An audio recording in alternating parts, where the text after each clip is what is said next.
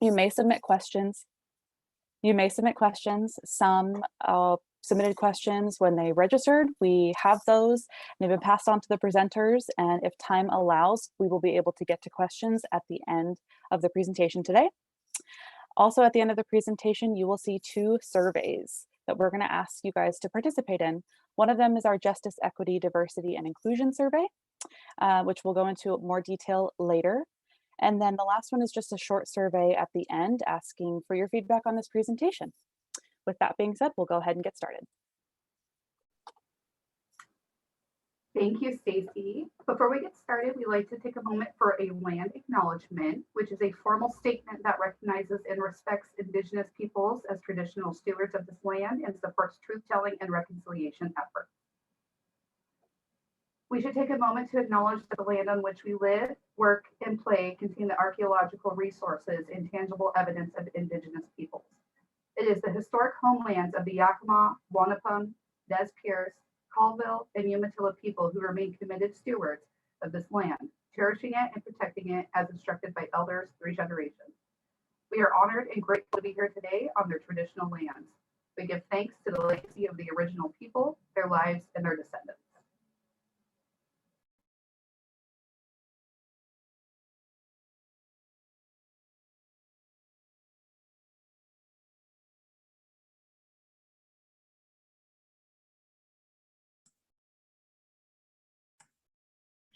Thank you, Chelsea.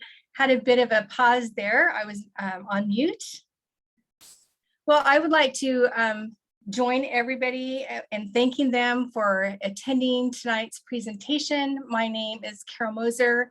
I am the Executive Director of the Greater Columbia Accountable Community of Health. Thank you for joining us and welcome to this community history presentation. I would also like to acknowledge and thank our sponsoring partner, the Mid-Columbia Library System, for their community outreach and helping to bring this region's history to life. Greater Columbia ACH is on its own journey in becoming a more diverse, inclusive, and equitable organization. We are currently assisting the Tri-Cities Regional Chamber of Commerce's 2030 vision to become America's most welcoming city. And we've hired our own JEDI specialist, Demia Safford, to build a coalition of diverse, equitable, and inclusive organizations to support the Chamber's vision. Demia is also collecting data through an organizational assessment that will provide a baseline so we know where our DEI efforts need to be focused. The history that we are going to learn tonight from our 3 presenters shed light on hard truths about our past and provides us a better opportunity to understand how practices like discrimination and exclusion impacted the lives of Native Americans, Japanese, and African Americans that lived in the Tri-Cities. Addressing this history is really important because in order to be a more inclusive community, we must first understand the barriers that exist due to our past actions. Knowing our mistakes of the past help us forge a path toward reconciliation and change. Demia, I turn the program over to you to introduce our speakers. Thank you, Carol. Excuse me. Good afternoon. In order to preserve time for the speakers, I am going to briefly walk us through their bios. First, starting with Dr. Robert Bauman, is a professor of history and academic director of arts and sciences at Washington State University's Tri-Cities. He is an award-winning scholar and author of a number of articles and book chapters in 2 books. Professor Bauman teaches courses on African American history, the Chicano movement, and immigration and migration in American history. Robert Franklin is an assistant professor of history at WSU Tri-Cities, a certified archivist, and the assistant director and archivist of the Hanford History Project at WSU Tri-Cities. Robert earned a BA in history from the University of Hawaii. Robert, along with Dr. Bauman, has authorized 2 volumes in the Hanford History series by WSU Press. Thomas E Marceau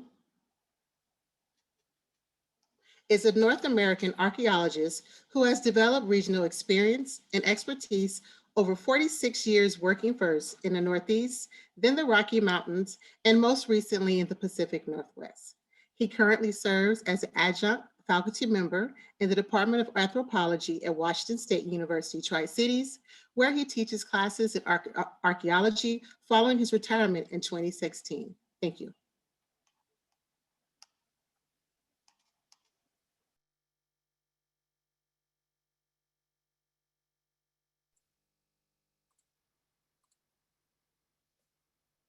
Thomas, if you would like to go ahead and start your presentation, the floor is yours.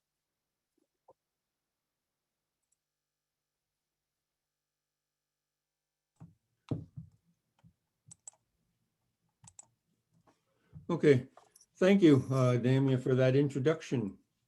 The focus of my discussion is on Native Americans, their connection to the Greater Columbia Basin and specifically to the Hanford Site.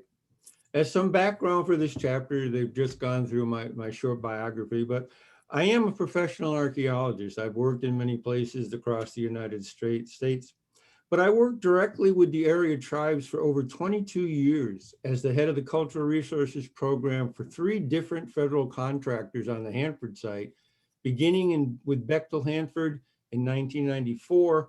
I retired in January 2016 and began teaching archaeology at WSU. So I've had a long history of working with these tribes in this area, and I've learned a lot from them. And I have come to a position of trust in terms of the way we have worked together over that long period of a few decades and protecting their resources. So let's just get down to where this all comes from. So tribal creation stories are tied to very specific geographic locations on the modern landscape. For Native Americans, we have to remember land is everything. It's where they draw their traditional subsistence and ultimately bury their dead. Prior to the treaties, the area tribes had rather extensive land holdings all across the Pacific Northwest. Looking at this particular graphic constructed by the Umatilla, you can see some of the tribal land holdings pre-treaty and then post-treaty land holdings. You can see the incredible reduction in the amount of land that tribes lost as a result of the treaties of 1855. Also, what you don't see in this particular graphic is the territory occupied by the Wanapum, specifically on the Hanford Site and from Wenatchee down to Umatilla and from Moses Lake down over to Wenatchee. That territory is not represented because the Wanapum did not participate in the treaties. So they don't have official claim to their own traditional lands. But let's take a look here at the radiocarbon record to get some idea of how long these tribes may have been in this area. And I say may have been because we have to look at a couple of the breaks in the archaeological record. We have some breaks, and most of this here is rather thin because the work on the Hanford Site was tied to the modern channel of the Columbia River. And we know that over 11,000 years, the Columbia River has moved on the Hanford Site multiple times. So the ancient channels or the older channels are not part of what we did in our archaeological excavations and our investigations because we are only counting and looking at the modern channel of the Columbia River as it passed through the site. But you can see a period here of about 1,000 years where there was creation of a new terrace. So that archaeological information has been removed. And here we see a period of about 500 years where there was new soil being added. It was a period of deposition, soil being built up rather than taken away. So 500 years of the history is covered up at this point.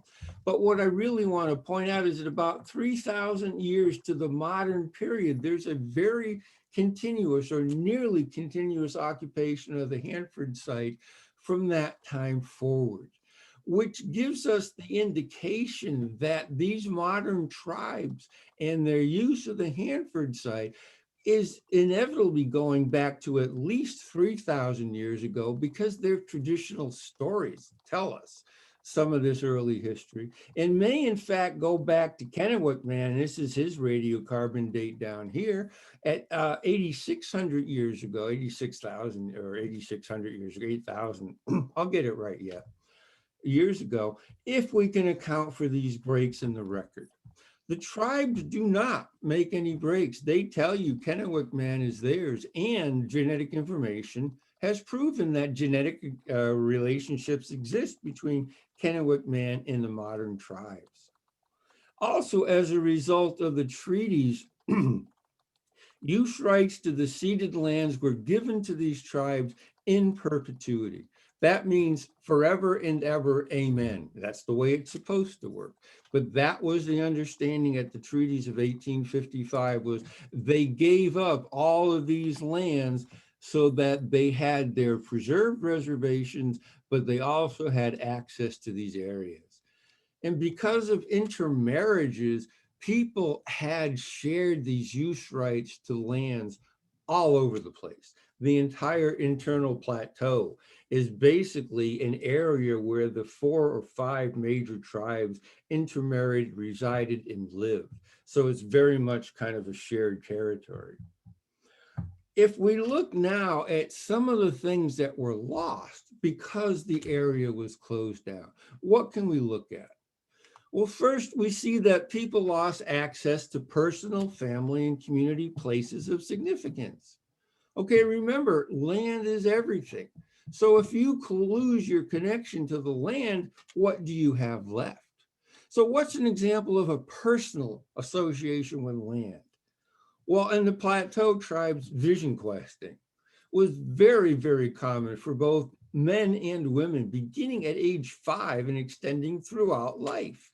So you placed the place where you hold a vision, where you have made contact with a spirit and received personal knowledge, is a very important place for you.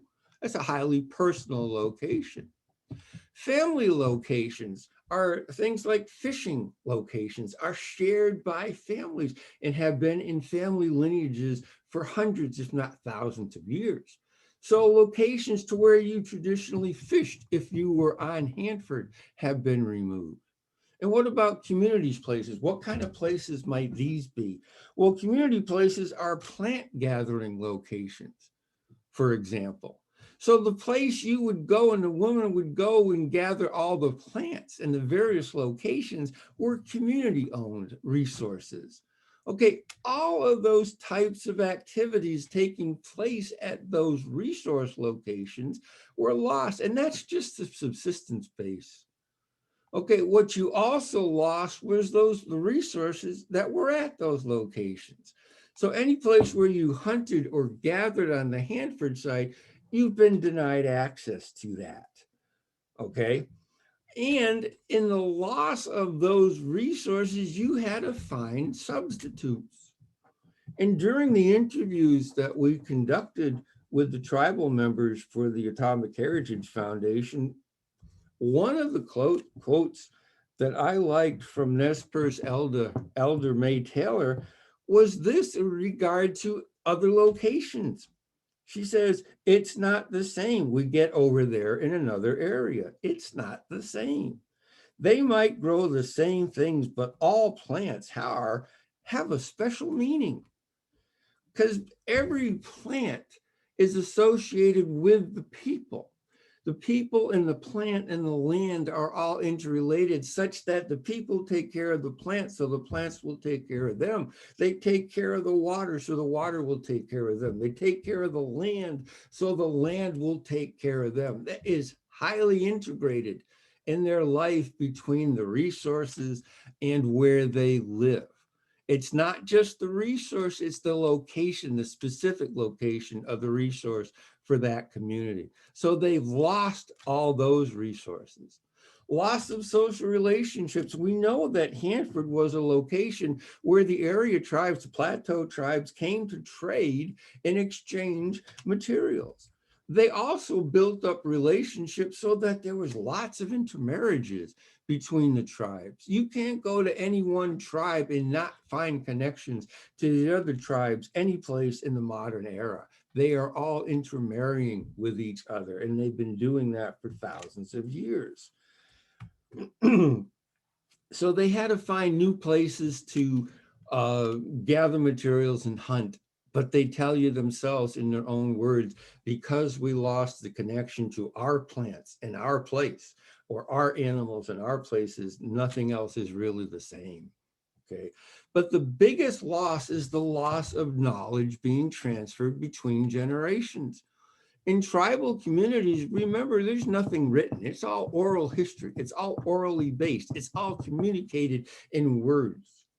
And what happens when you can't get to that location is that you cannot learn about that resource from the tribal elders. They are losing knowledge, traditional knowledge, because they can't get to those locations and actually communicate the information as effectively as it had been in the past. What's an example of just one area of knowledge? Nez Perce put together this nice diagram of their seasonal food cycle. Just one graphic of all the information contained in those oral histories and oral teachings and traditions about when you use what resource, fish, animals, plants, how you use them. Okay, this is just the what. The knowledge of how is different from the where. The knowledge of who can do it is different from that. And that's just subsistence based. We've got spiritual knowledge. We've got metaphysical knowledge. We have healing knowledge. All kinds of knowledge has to be passed on from generation to generation. And they're having a particularly hard time doing this because they can't go to the right place anymore. Okay, so we need to look at this in terms of the modern people. And I want to introduce you to Rex Buck Jr., the spiritual leader and elder for the Wanapum community.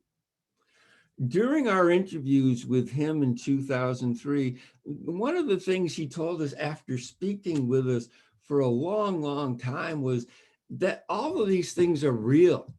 It's how we live. We've lived this way from generation to generation, and that's the way we're going to continue to live.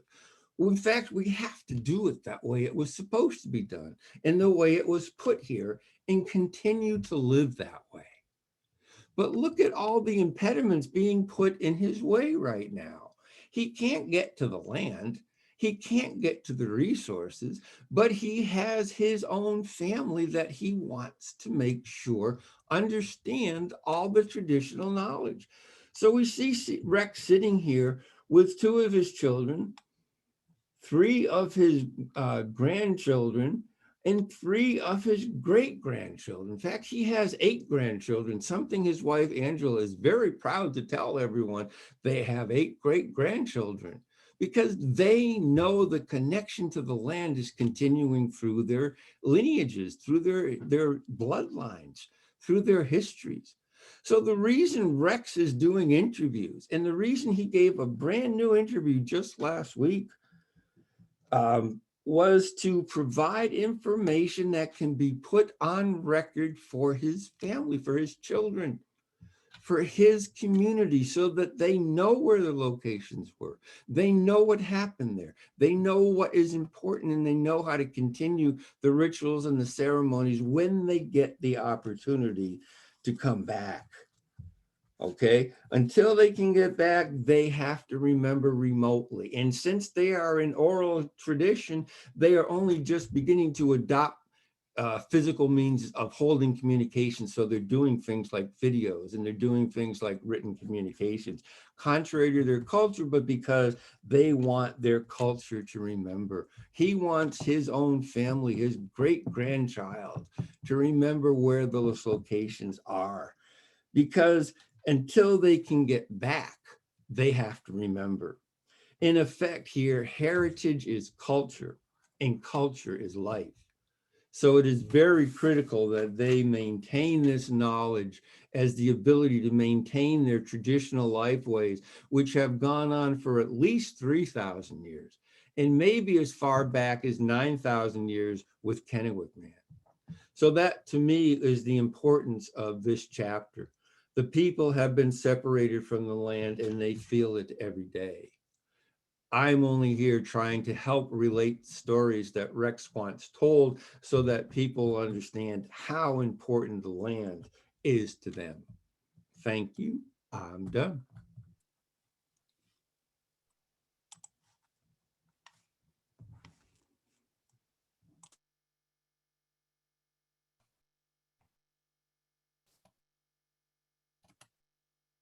Hi, everyone. I want to thank Carol and Demia and Stacy and Chelsea and everyone at GCACH for inviting us to participate here in this event. I really appreciate the invitation. And so my presentation today is going to focus on Japanese American experience here in the Tri-Cities, especially through the experience of the Yamauchi family. I'm going to start by talking about a young sergeant named George Yamauchi, who was home on furlough in December of 1943 during World War II. And when he was home on furlough, he wrote a letter to the editor of the Pasco Herald, asking what I think was a fundamental question of American citizenship, saying, what is an American? Because he found that the community where he grew up had changed. Members of his family who were longtime residents, successful business owners, now face persistent discrimination and hostility. He wrote that he was, quote, very much disappointed in the seemingly narrow outlook on life that so many citizens have adopted since the war began. The neighborly attitude of the people had changed to that of distrust and suspicion. And then he asked the readers of the local newspaper, quote, what is an American? Is he white, black, yellow, red, or any other certain color? It is generally conceded that he is any one of these or a mixture of them all. That is one of the principles of our Constitution, is it not? He also, in his letter to the editor, noted that his older sister, Mary, had been denied the renewal of a business license to continue a cafe that his family had owned for a number of years. Her application was denied because she was of Japanese descent. In addition, at the time he wrote that letter, some members of his family, including his parents, were at that time imprisoned in camps at Heart Mountain, Wyoming, and in Minidoka, Idaho. Indeed, he had been imprisoned at Minidoka prior to joining the Army. Later in the war, George Yamauchi would be injured fighting with the 442nd Infantry Regiment in Europe. But when he wrote this letter, his family literally had been torn apart by the war and by the internment camps. So I want to quickly highlight that the material that we're talking about in our presentations are parts of what is in this new book that was published earlier this year by WSU Press called Echoes of Exclusion and Resistance. And in this book, we use a lot of oral histories to really highlight the voices of non-whites whose stories had often been erased, I think, from the historical narrative of Hanford and the Tri-Cities. So if we look at a map of Japanese imprisonment during World War II, this line here, if you are Japanese descent and lived on the west of this line coming down the West Coast, you were sent to an internment camp. If you notice in our area, there's this little bubble, which is essentially, right, the Columbia River. It followed the Columbia River. That was the boundary line that someone behind a desk somewhere decided to draw.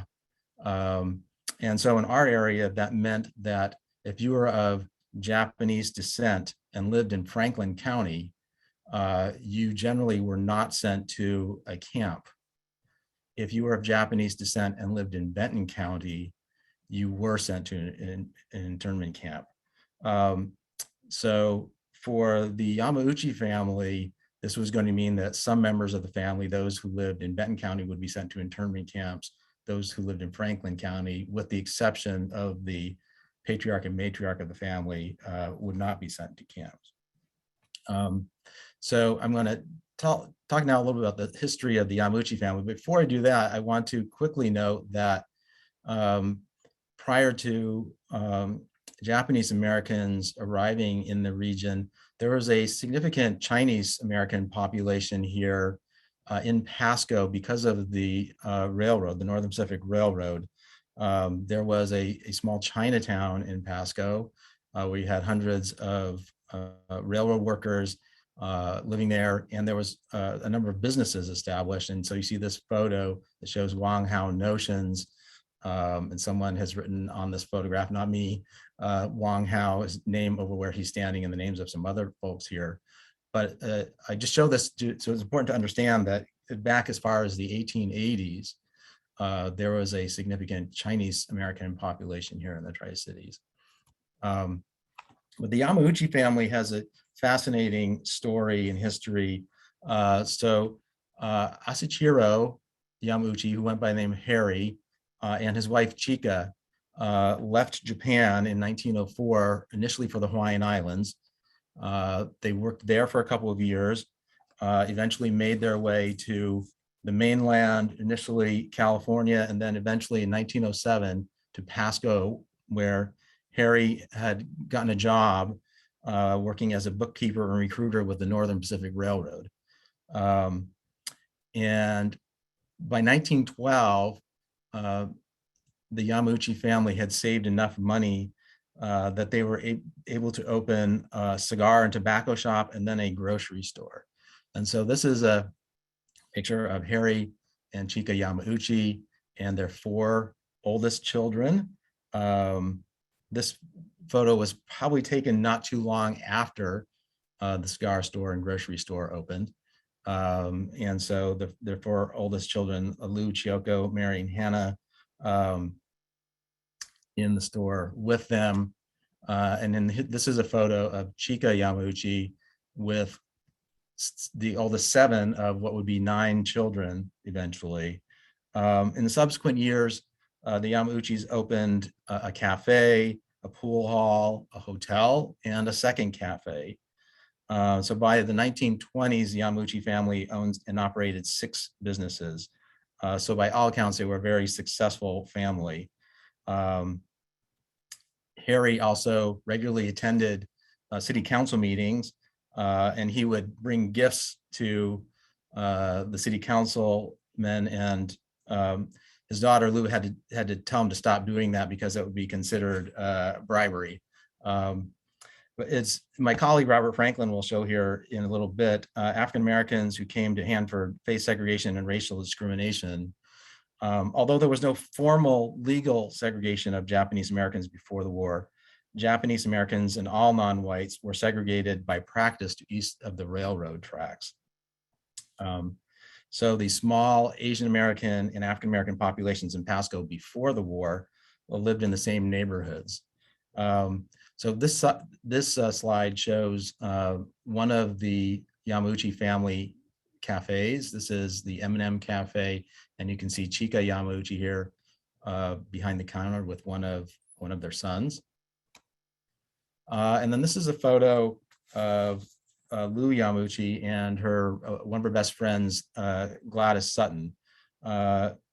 Lou Yamauchi would be the first Asian American to graduate from Pasco High School, and Gladys Sutton, the first African American to graduate from Pasco High School. And they were very good friends. And as I said, lived essentially in the same neighborhood in Pasco. As I said, all non-whites were restricted to east of the railroad track. So that practice of segregation was already in place prior to World War II. As I said, despite this residential segregation, the Yamauchi family was very successful, 6 successful businesses.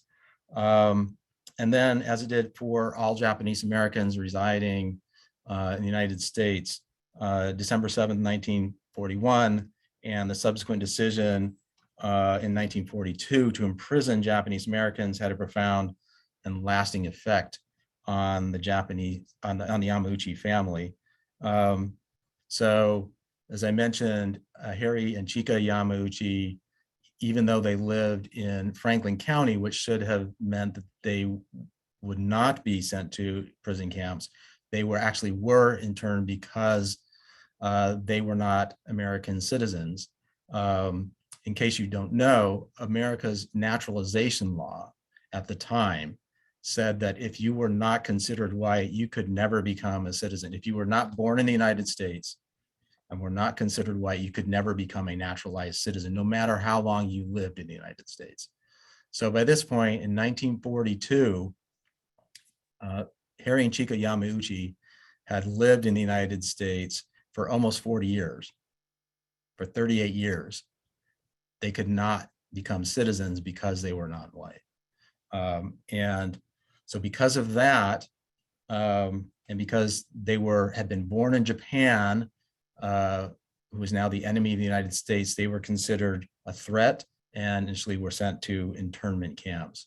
One of their daughters, Chiyoko Yamauchi, and her husband, Kan Minatoya, and their daughters, Arlene and Connie, were sent to internment camp, Heart Mountain, Wyoming, I should say. Connie was born there.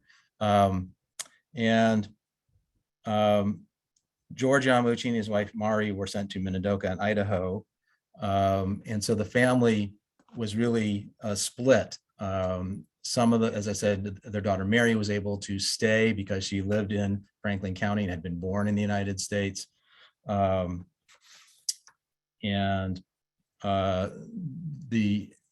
internment meant they lost a couple of their businesses. As I said, one of their cafe licenses was not renewed. As you might imagine, the internment in the war years was a very difficult time for the family. According to the Yamauchi children and grandchildren, Harry and Chika Yamauchi rarely mentioned their internment. And this was not unusual for people who lived through that time and were imprisoned. They, after the war, rarely talked about it to their children and grandchildren. This is a photo of Mary, who lived to be 102 years old. This is at her 102nd birthday party.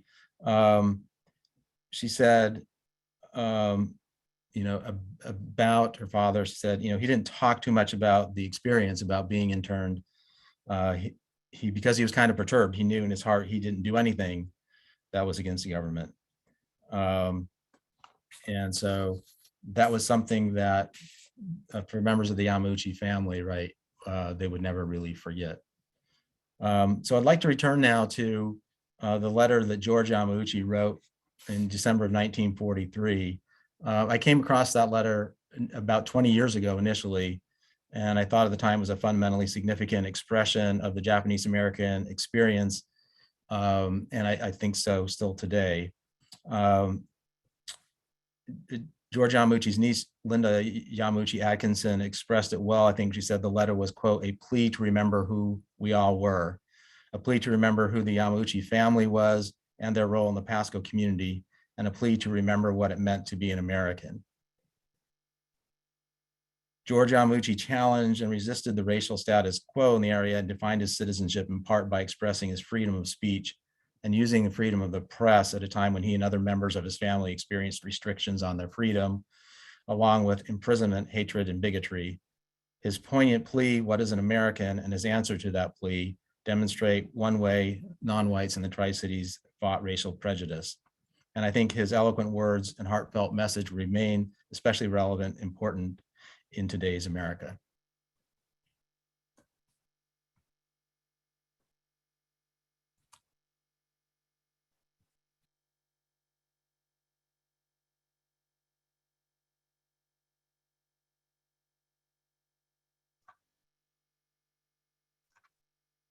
Hi, everybody. Let me get my thing shared here. And thank you, of course, to everybody from Greater Columbia ACH and everybody that's joining us today. I'm going to kind of pick up where Bob left off in the stage that Bob set for me and talk about history of the African-American experience, civil rights here in the Tri-Cities. Oh boy, from the beginning. Okay. I just want to acknowledge as I start that this information I'm going to share from you came from 2 different projects and really would not have been possible without the contributions of those that we interviewed. Not only myself, but also the group Access, the Afro-American Community Cultural and Educational Society, a Pasco group dedicated to preserving contributions in history of African Americans in the Tri-Cities. Not only did they did their own series of interviews in the early 2000s, many of whom the people they interviewed were Manhattan Project employees, people from that generation.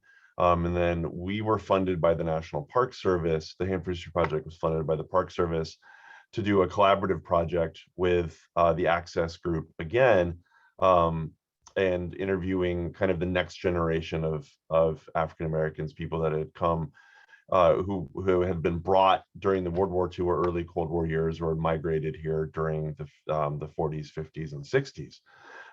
And so, but both of these projects would not have been possible without the help of the community that we interviewed. And so I just really want to acknowledge their participation, and that this is really their effort and their story that I'm presenting.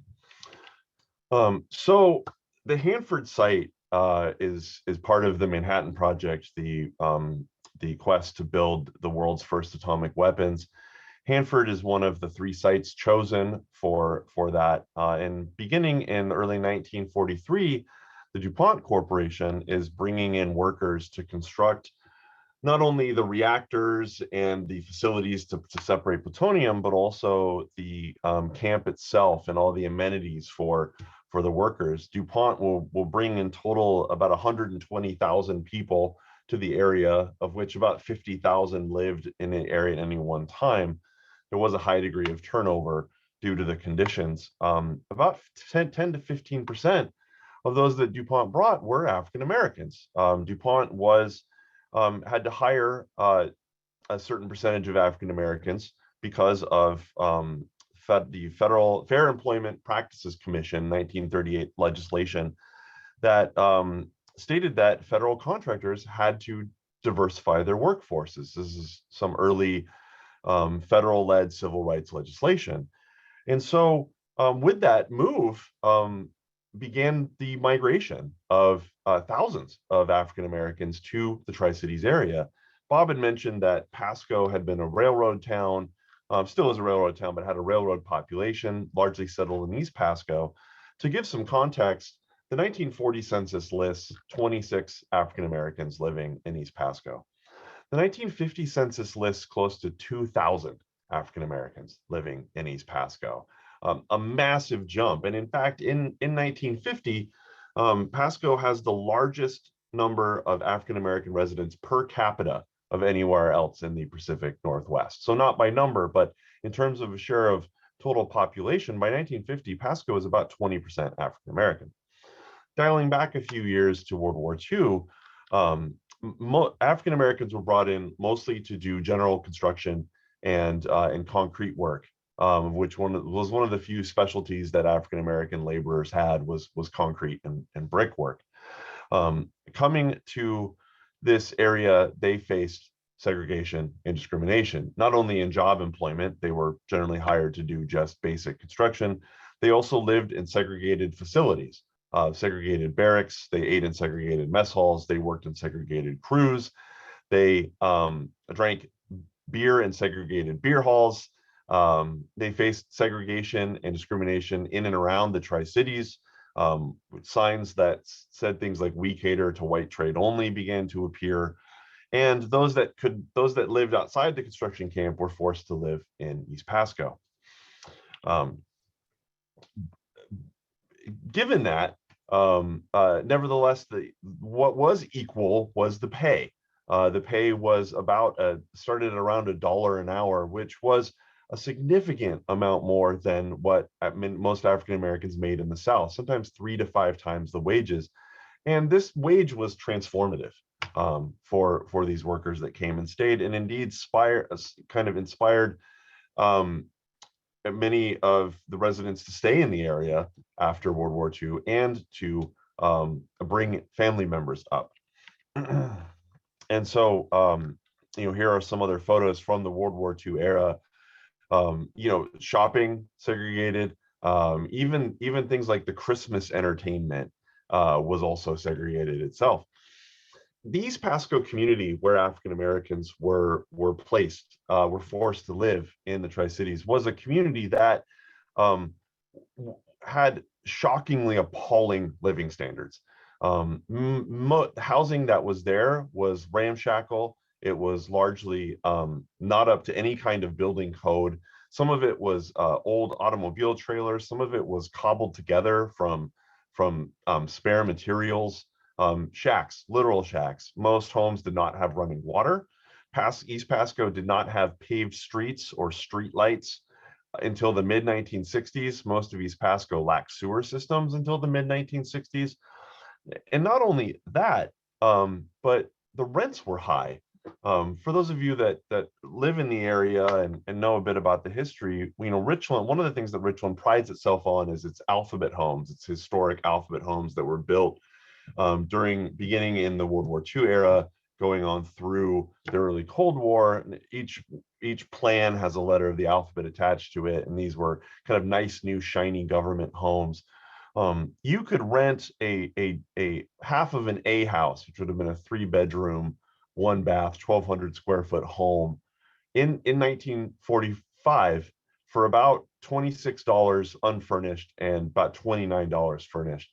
The average rent for a dilapidated automobile trailer in East Pasco was $40, $50, $60 plus dollars for clearly substandard housing. So not only was the conditions in East Pasco substandard, but residents of East Pasco, almost exclusively African American, a few exceptions, but mostly African American, were also being charged exorbitant rates to live in this community. Not only that, but as I mentioned earlier, immediately city leaders in Pasco and Kennewick began to be concerned about what a 1943 article in the Pasco Herald termed the Negro problem. And that's, of course, older phrasing. But city leaders in Pasco and Kennewick were concerned about the influx of African Americans for the Manhattan Project, the influx of African Americans as part of the Naval Air Station in Pasco. And one demanded that DuPont furnish all African American workers a ticket back to the South after the job was done, something that DuPont refused to do. But two, this kind of racial animus manifested in the form of discriminatory behavior and signage in many Tri-Cities, as this photo demonstrates from a 1948 report on conditions in East Pasco. And so while the labor of African Americans was desired at Hanford, their presence was controlled in many ways similar to Jim Crow laws and racial exclusion that we think of as being predominantly in the South at this time. Sorry, I am having a total brain fart. So part of the Access interviews here is this gentleman who came to James Pruitt. Sorry, I couldn't think of his name. James Pruitt, who was a leader in the group CORE, the Congress on Racial Equality, and an advocate for civil rights in the Tri-Cities, came to the area in 1948 after hearing about the jobs available at Hanford and in the dams. And I'm going to play a short clip from him about his first experiences arriving here from Mississippi. And I was working in Los Angeles, and he asked me if I wanted to make some money to come up to Richland, Washington. Mm-hmm. So I decided to come up here, and I stayed up here for 6 months. And the dust and the tumbleweeds were so bad, I went back to Los Angeles and stayed 3 months. Okay. And I came back, and I've been here ever since. Okay. Jim, let's talk about the social environment in the Tri-City area, again, Pasco, Kennewick, and Richland, for the African American. At that time, 1948, what was the relationship between the African American and the, we'll say, the white community? or majority community at that time? Bad. Give me Very prejudiced, very racist.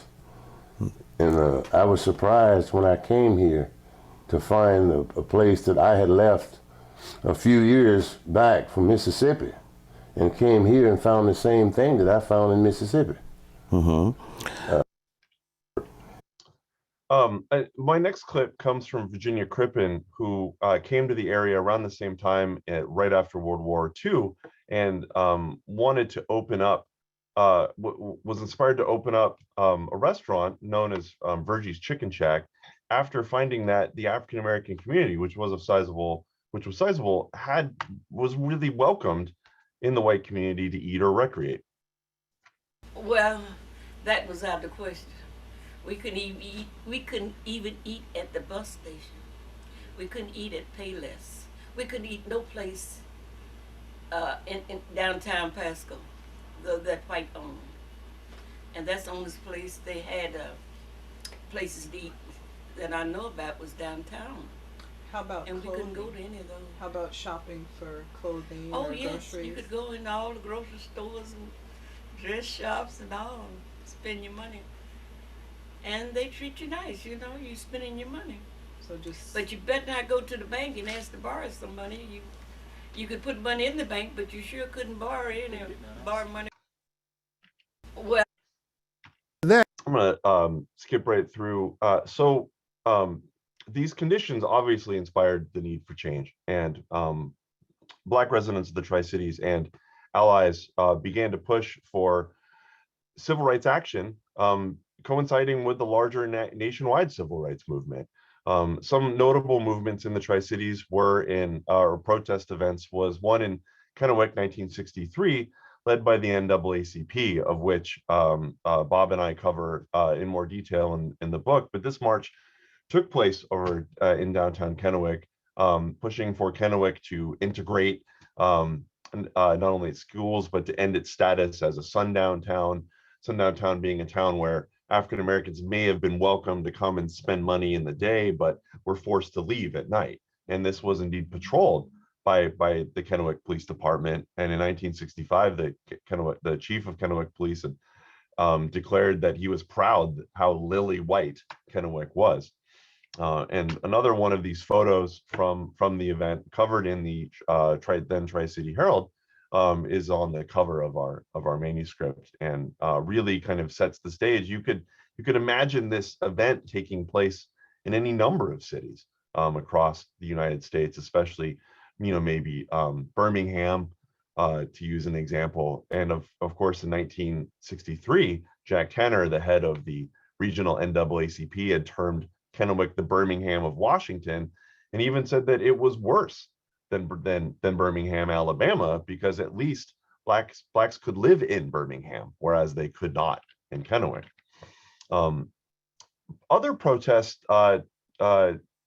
similar to nationwide sometimes had more violent elements to them. In 1969, in response to the Pasco police rough arrest and beating of a 12-year-old girl in East Pasco, a group of teenagers gathered outside the Pasco courthouse and had apparently set some trees on fire, attacked cop cars. James Pruitt, who was then a city employee, came to kind of calm the crowd, and this is what he said. Those kids was out there fixing to get destroyed because they come to destroy the police department. They turn over police cars and stuff up there in the street, burn down the trees in front of the courthouse. And they had Reverend Allen, Reverend Allen, he didn't come, but Reverend Vaughns, Wayne Jackson, Nat Jackson, and myself, and everybody spoke to those young people. And I got on the wishing well, and I cried like a baby because I seen what was going to happen. If those kids had to pull up them guns out there and start shooting at them police, they were going to destroy them. And these was all white kids. Mm-hmm. And I got on the wishing well, and I promised them if they would just think about it, because they were going to get destroyed, mm-hmm. and go back home and think about it. I said, as long as there's blood in this body, I will never let this happen again in this town. Okay, and it is 6:20, so I'm going to end my presentation there. Thank you.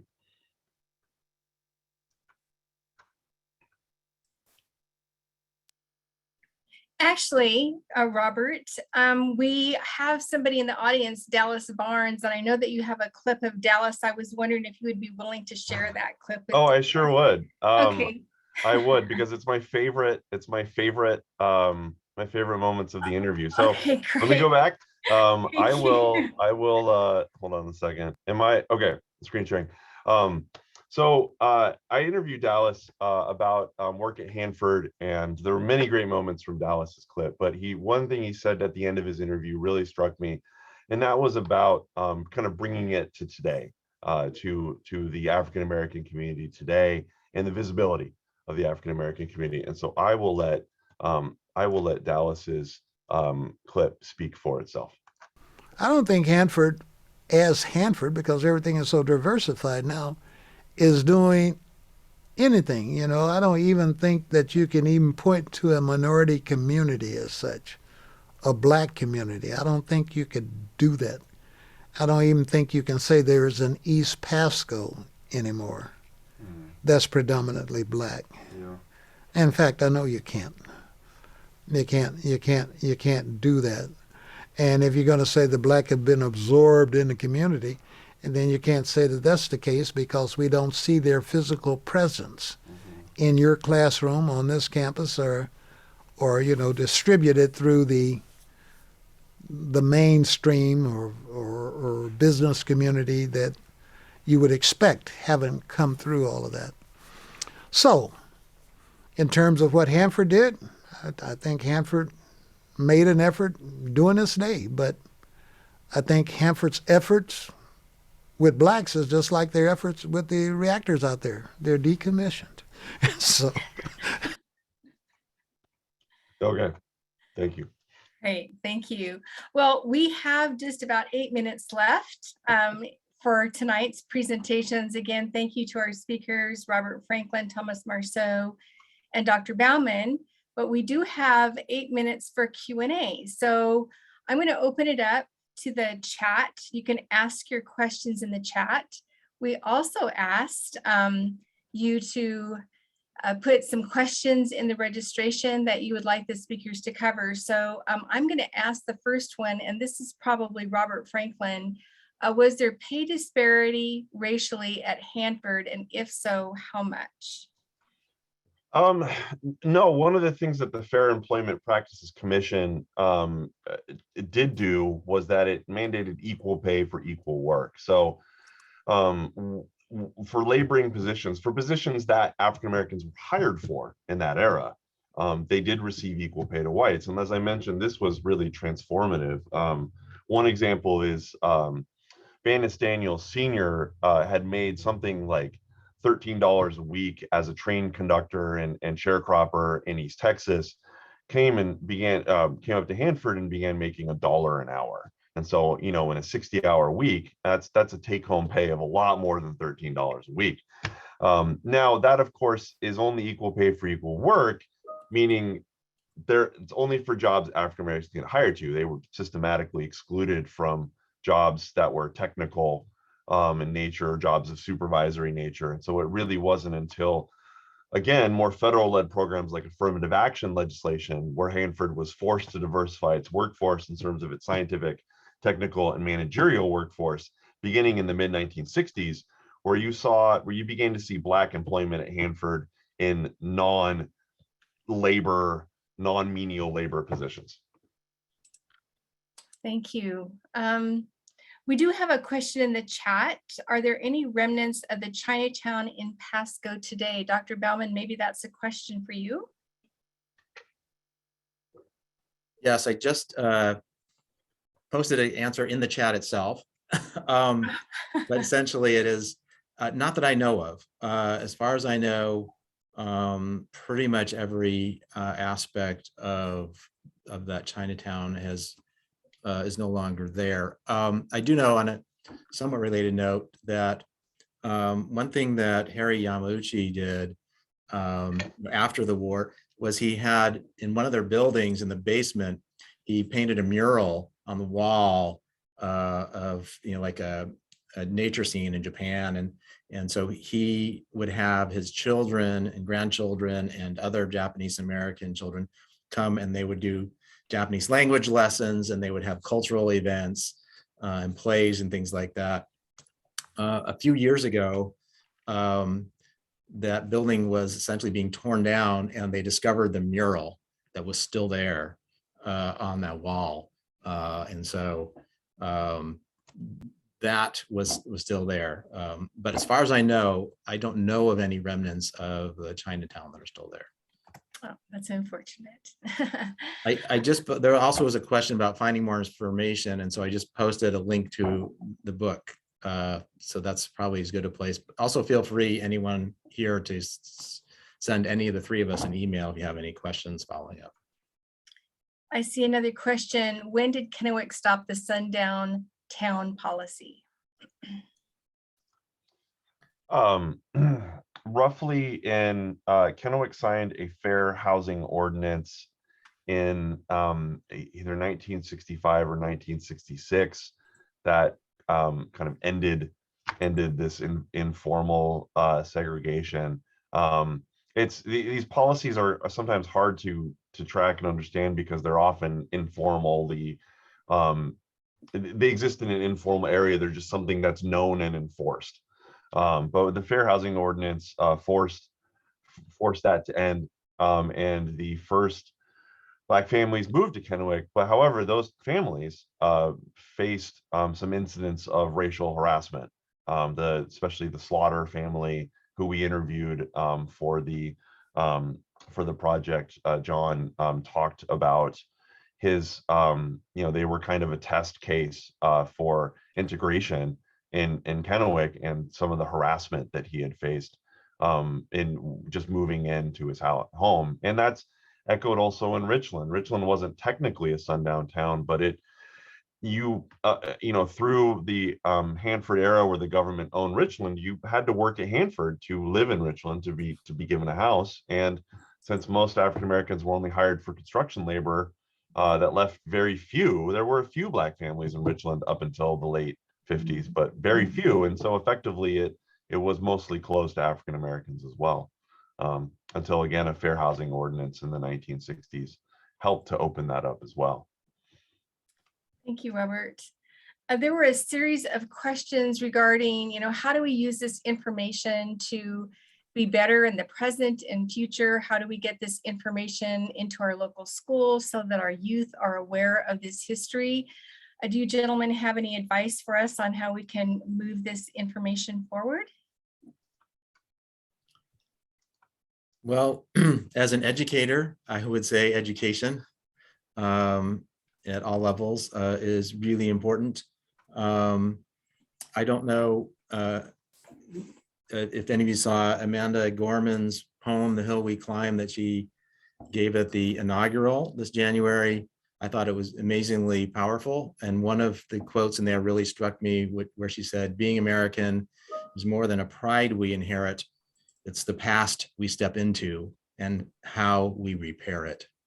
And so I think much of what all Americans have to do is sort of know that past, right? So that we can work on repairing it. Democracy is an ongoing project. It's continual work. And we also have to understand that there are some people who we are not going to be able to change their mind or convince of things. But I think it starts with education, and it starts with, it continues with expansion of democracy. Thank you. I think that there's a few more questions in the chat about whether or not you guys are still taking interviews from people who are alive that lived then. And then does anybody have a picture of the sign on the bridge? So I can answer, try to answer both of those. We The project did end in 2018, as did our funding. And so we gathered everything. All the interviews we do have are online on our website, hanfordhistory.com. But that I certainly would be willing to interview anyone additionally. I think those are really important stories to gather. Anyone that would like to be interviewed, please contact me and we can try to set up a day and time to do that and of course observing all COVID safety protocols. And then I've tried to find, part of the thing of the project is when we did this research is the sign on the bridge was always kind of this white whale of research, and I was never able to find the sign or even the picture of the sign. And I had heard from various people who may have had the sign, who may have taken down the sign. And I like to think of it in that, although I've never seen the sign, I don't really need to see the sign because everyone knew the sign was there. And even if the sign never even existed, what the sign said and the attitude that the sign represented was real.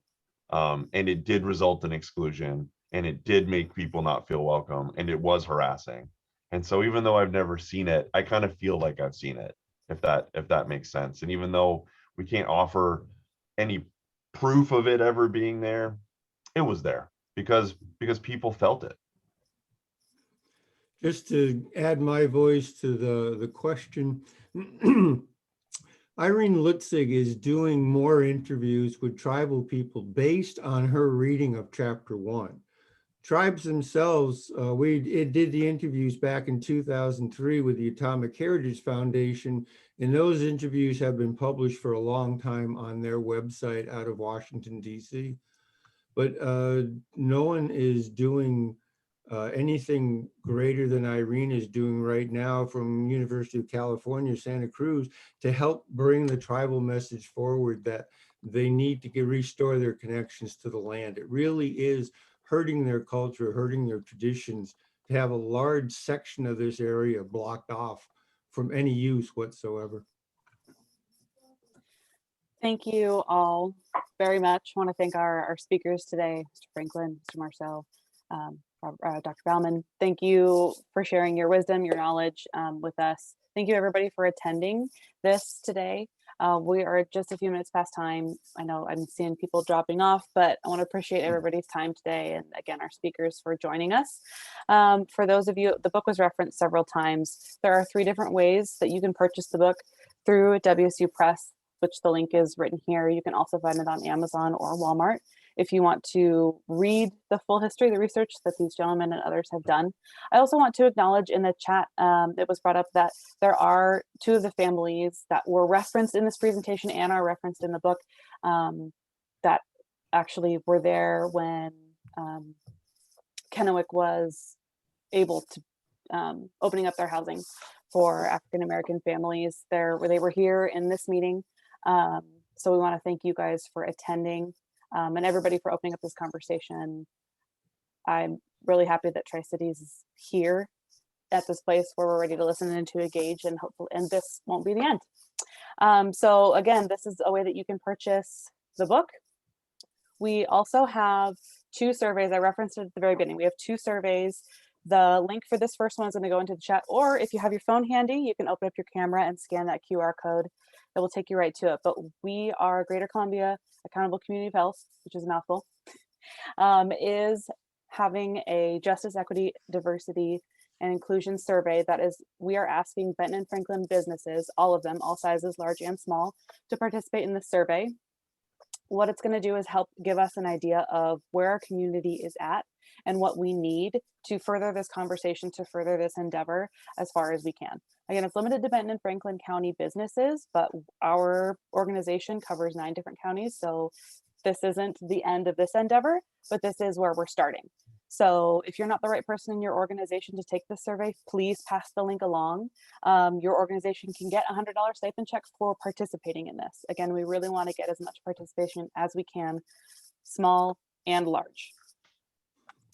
The last survey that we're going to ask you guys to take is just a short survey on feedback for today. So is this the right platform? Is this the right way to have the conversation? Did you guys like the format, the Q&A, the content? Does this need to be in person? You know, what should we do moving forward? All that good stuff. So that one's just a quick one. No money stipend for that, sorry. But again, thank you everybody for coming and participating today. Thank you for the families who experienced this attending, and thank you presenters for your time, your research, and leading this conversation. Everybody have a fantastic evening. Great. Thank you. Thank you, everyone. Thank you. Care. Bye. Thank you.